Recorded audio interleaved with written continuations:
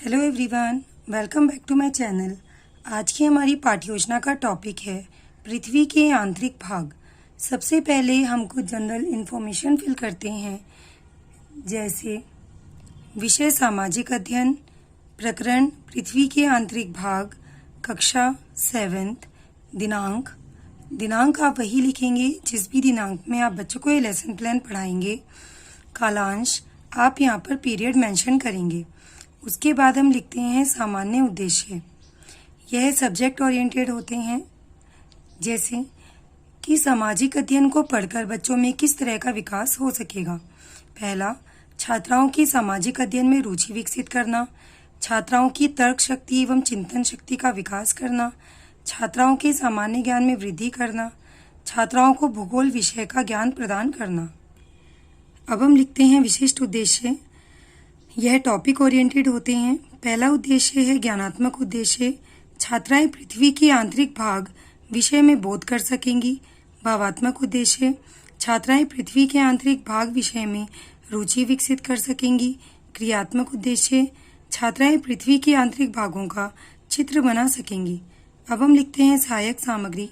यह वह सामग्री होती हैं जो भी हम अपनी पाठ्य योजना को पढ़ाते समय उपयोग में लाते हैं, जैसे श्यामपट्ट, चौक, चार्ट आदि। अब हम लिखते हैं पूर्व ज्ञान। जैसे कि हमारा प्रकरण है पृथ्वी के आंतरिक भाग, तो हम यह मानकर चलते हैं कि छात्राओं को पृथ्वी से संबंधित सामान्य जानकारी है। अब हम लिखते हैं प्रस्तावना प्रश्न। इन प्रश्नों को हम बच्चों से अपनी पाठ्य योजना को पढ़ाने से पहले पूछते हैं, जिससे कि हम यह जान सकें कि बच्चों को हमारे टॉपिक से रिलेटेड कितनी प्रीवियस नॉलेज है।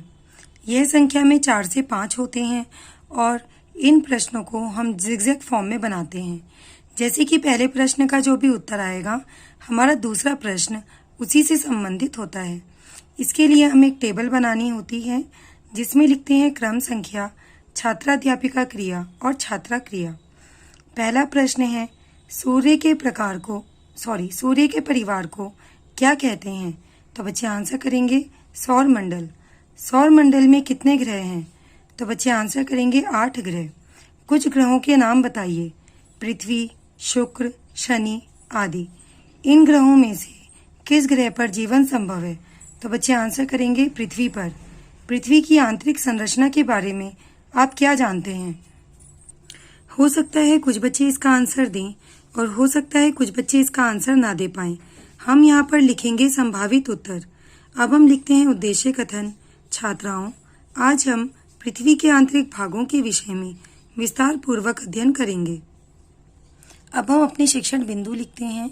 इसके लिए हमें एक टेबल बनानी होती है, जिसमें लिखते हैं शिक्षण बिंदु, अपेक्षित व्यवहारिक उद्देश्य, शिक्षण अधिगम अनुभव, छात्राध्यापिका क्रिया, छात्रा क्रिया, शिक्षण विधि, प्रविधि एवं सहायक सामग्री और मूल्यांकन। हमें अपनी पाठ्य योजना से संबंधित 3 शिक्षण बिंदु बनाने होते हैं। पहला शिक्षण बिंदु है पृथ्वी का अर्थ। अपेक्षित व्यवहारिक उद्देश्य में लिखेंगे छात्राएं ज्ञान का प्रत्यास्मरण करेंगी। विकासात्मक प्रश्न, हम किस ग्रह पर रहते हैं? बच्चे आंसर करेंगे पृथ्वी पर। पृथ्वी के विषय में आप और क्या समझते हैं? हो सकता है बच्चे इसका आंसर ना कर पाएं। हम यहाँ पर लिखेंगे संभावित उत्तर। हमने यहाँ पर बच्चों से प्रश्न पूछे हैं, इसलिए शिक्षण विधि प्रविधि में लिखेंगे प्रश्नीकरण प्रविधि। अब हम अपेक्षित व्यवहारिक उद्देश्य में लिखेंगे छात्राएं पृथ्वी के अर्थ के विषय में रुचि विकसित कर सकेंगी। छात्राध्यापिका कथन, पृथ्वी की उत्पत्ति लगभग 5 अरब वर्ष पहले हमारे सौरमंडल से हुई थी। उत्पत्ति के समय पृथ्वी आग के दहकते गोले के समान थी। करोड़ों वर्ष बाद घनघोर वर्षा के कारण पृथ्वी की ऊपरी परत ठंडी हुई, परंतु पृथ्वी आज भी अंदर से गर्म है।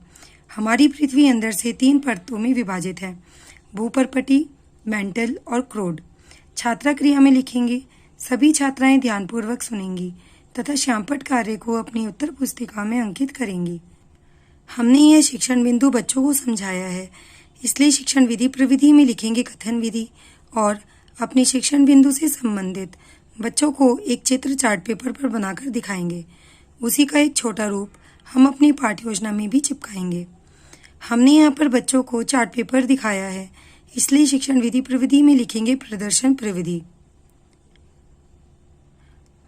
और अब हम अंत में एक मूल्यांकन प्रश्न पूछते हैं जिससे कि हम यह जान सकें कि बच्चों को कितना समझ में आया है और कितना नहीं। तो हमारा मूल्यांकन प्रश्न है, पृथ्वी की उत्पत्ति कब हुई?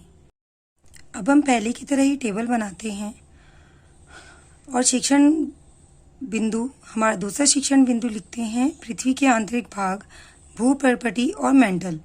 अपेक्षित व्यवहारिक उद्देश्य में लिखेंगे छात्राएं ज्ञान का प्रत्यास्मरण करेंगी। विकासात्मक प्रश्न, हमारी पृथ्वी की उत्पत्ति किससे हुई? बच्चे आंसर करेंगे सौर मंडल से। पृथ्वी की आंतरिक परतें कौन सी हैं? हो सकता है बच्चे इसका आंसर ना दे पाएं। हम यहाँ पर लिखेंगे संभावित उत्तर। हमने यहाँ पर बच्चों से प्रश्न पूछे हैं, इसलिए शिक्षण विधि प्रविधि में लिखेंगे प्रश्नीकरण प्रविधि। अब हम अपेक्षित व्यवहारिक उद्देश्य में लिखते हैं छात्राएं पृथ्वी के आंतरिक भाग, भूपर्पटी, मेंटल के विषय में रुचि विकसित कर सकेंगी। छात्राध्यापिका कथन, भूपर्पटी, पृथ्वी की सबसे ऊपरी परत को भूपर्पटी कहते हैं। यह पृथ्वी की सबसे पतली ठोस परत है। चट्टानों और मिट्टियां इस भूपर्पटी की सबसे ऊपरी परत का निर्माण करती है। सिलिका एवं एल्यूमीनियम पदार्थों की अधिकता के कारण इस परत को सियाल भी कहा जाता है। मेंटल, भूपर्पटी के नीचे एक बहुत अधिक मोटी परत पाई जाती है जिसे मेंटल कहते हैं। मेंटल में चट्टानें पिघली अवस्था में पाई जाती हैं। मेंटल के ऊपरी भाग को दुर्बलता मंडल कहा जाता है। इसका विस्तार लगभग 400 किलोमीटर की गहराई तक है। 700 किलोमीटर का भाग ऊपरी मेंटल तथा शेष भाग निचला मेंटल कहलाता है। छात्रा क्रिया में लिखेंगे सभी छात्राएं ध्यानपूर्वक सुनेंगी तथा शामपट कार्य को अपनी उत्तर पुस्तिका में अंकित करेंगी। यहाँ पर हमने बच्चों से प्रश्न पूछे, यह शिक्षण बिंदु हमने बच्चों को समझाया है, इसलिए शिक्षण विधि प्रविधि में लिखेंगे कथन विधि। और हमारा मूल्यांकन प्रश्न है, भूपर्पटी की सबसे ऊपरी परत का निर्माण कौन करती है? अब हम पहले की तरह ही टेबल बनाते हैं और अपना तीसरा शिक्षण बिंदु लिखते हैं। हमारा शिक्षण बिंदु है पृथ्वी का आंतरिक भाग, क्रोड। अपेक्षित व्यवहारिक उद्देश्य में लिखेंगे छात्राएं ज्ञान का प्रत्यास्मरण करेंगी। विकासात्मक प्रश्न, मेंटल किसे कहते हैं? बच्चे आंसर करेंगे भूपर्पटी के नीचे बहुत मोटी परत मेंटल कहलाती है। क्रोड के विषय में आप क्या समझते हैं? हो सकता है बच्चे इसका आंसर ना कर पाएं। हम यहाँ पर लिखेंगे संभावित उत्तर। हमने बच्चों को प्रश्न पूछे हैं, इसलिए शिक्षण विधि प्रविधि में लिखेंगे प्रश्नीकरण प्रविधि। अब हम अपेक्षित व्यवहारिक उद्देश्य में लिखेंगे छात्राएं पृथ्वी के आंतरिक भाग, क्रोड के विषय में रुचि विकसित कर सकेंगी। छात्राध्यापिका कथन, क्रोड परत, पृथ्वी की सबसे भीतरी भाग क्रोड कहलाती है। क्रोड परत को दो भागों में बांटा जाता है, बाह्य क्रोड और आंतरिक क्रोड। बाह्य क्रोड तरल अवस्था में जबकि आंतरिक क्रोड ठोस अवस्था में होती है। भारी धातुओं निकिल एवं लोहे के होने के कारण इस परत को नीफे भी कहा जाता है। छात्रा क्रिया में लिखेंगे सभी छात्राएं ध्यानपूर्वक सुनेंगी तथा शामपट कार्य को अपनी उत्तर पुस्तिका में अंकित करेंगी। हमने ये शिक्षण बिंदु बच्चों को समझाया है, इसलिए शिक्षण विधि प्रविधि में लिखेंगे कथन विधि।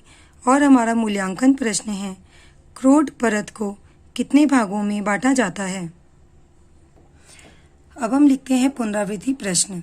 रिक्त स्थानों की पूर्ति करें। पृथ्वी की उत्पत्ति लगभग डैश वर्ष पूर्व हुई। पृथ्वी के आंतरिक भाग को डैश भागों में बांटा गया है।